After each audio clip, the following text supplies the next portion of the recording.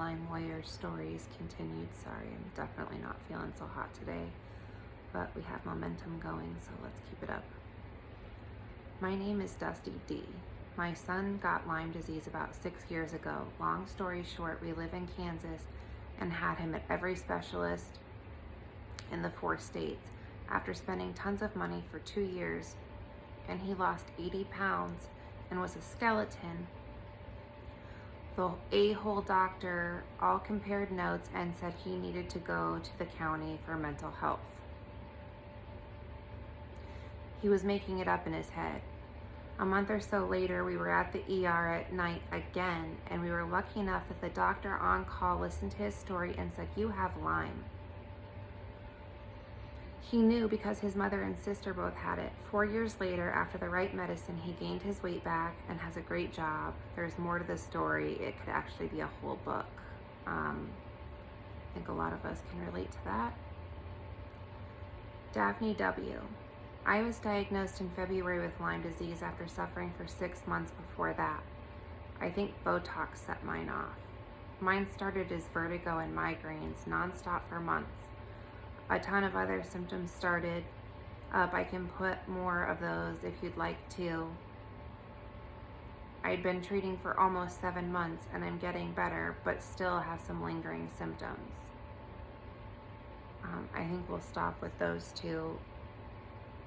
Dusty talking about his son. It's one thing if you think that, it's just a bunch of adults complaining about this disease, right? But this is something that is passed from mother to fetus in a pregnancy. This disease, there's a lot more to it than, just being bit by a tick, which, by the way, that is not the only way you get this at all. There are a ton of other ways you can get this. Or people who say, there's just some really ignorant comments, let's put it that way, around Lyme disease. And it's very, very frustrating for those of us who have it. I really wish that people would take the time to do just a little bit of research, maybe watch one of the major documentaries about it, something, because there needs to be more understanding there. For a child to have to go through pain for 4 years and before they even have a chance to be out in the world, have to defend themselves against medical gaslighting, and the parents, I can't, my heart goes out to them. I'm so glad that he got better. But there are kids at home that cannot go to school because they have this debilitating disease. They miss out on their entire childhood and they're not treated like kids with cancer. And it's awful.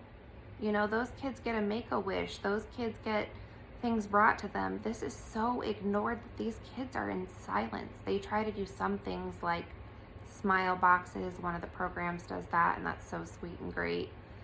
But, we're not just talking about adults that get this. We're talking about babies, infants, children, adults. It doesn't care who you are. It doesn't care how old you are, how smart you are, how big your life is.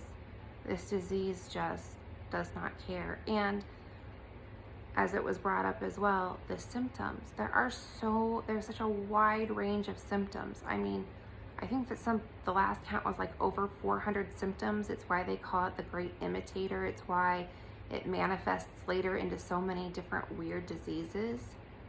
So please take the time to share these stories. You don't know who you might help get diagnosed because, like my previous videos, a lot of the neurological conditions that they say are these debilitating, life-threatening, life-ending diseases, sometimes they can be fixed if you treat the tick-borne disease that caused it, if that was the root cause.